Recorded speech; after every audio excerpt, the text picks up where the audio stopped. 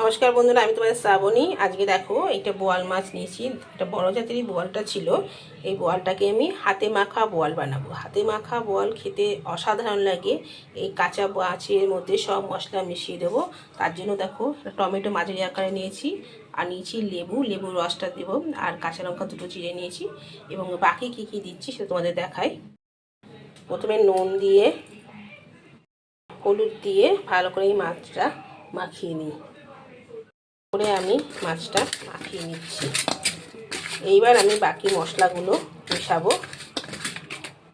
প্রথমে একটা বাটির মধ্যে আমি 1.5 চামচ ধনের গুঁড়ো, বড় 1 চামচ জিরের গুঁড়ো, লাল 1/2 চামচ লঙ্কার গুঁড়ো, 1/2 চামচ হলুদ গুঁড়ো, মতো নুন, লাল কাশ্মীরি লঙ্কা ছোট 1 চামচ। এবার ভালো করে আমি এটা মিক্সড করব। প্রথমে মশলাগুলোকে ভালো করে মিশিয়ে নিলাম। নিয়ে এবার আমি জল দিয়ে এটাকে গুলিয়ে নেব। ভালো করে মিশিয়ে নিই।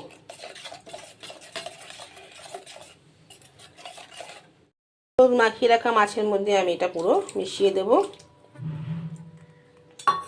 সঙ্গে দিয়ে দেব একটু লেবুর রস, তাহলে মাছের যে আস্তে গন্ধটা সেটাও কেটে যাবে। দিয়ে ভালো করে এবার আমি এটাকে মাখিয়ে নিই।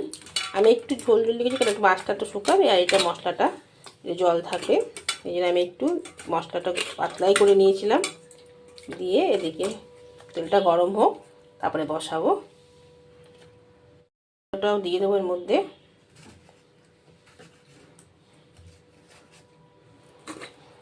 দিয়ে ভালো করে মাখিয়ে নিলাম।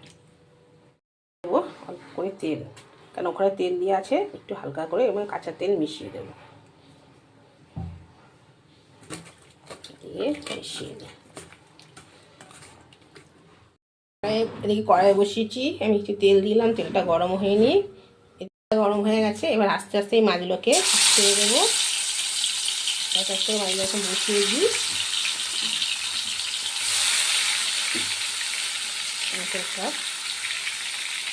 আস্তে আস্তে বসিয়ে দিচ্ছি। দিয়ে মশলাটা এর উপর দিয়ে দেবো। তারপর এগুলো সাজিয়ে দিই। কম আঁচে হবে এটা আমার। সাজিয়ে দিই। এরপর দিয়ে দুটো কাঁচা লঙ্কা দিয়ে দিলাম। দিয়ে এবার ঢাকা দিয়ে দিই 5 মিনিটের জন্য। তারপরে আবার পরে উল্টাবো। দেখো টমেটো আমার কি সুন্দর হয়ে গেছে, পুরো মাখা মাখা।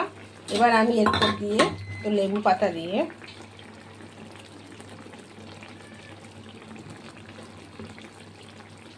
আমি গ্যাসটা নিভিয়ে দিলাম এবং ঢাকা দিলাম। এই লেবু পাতার গন্ধে দারুণ লাগবে খেতে।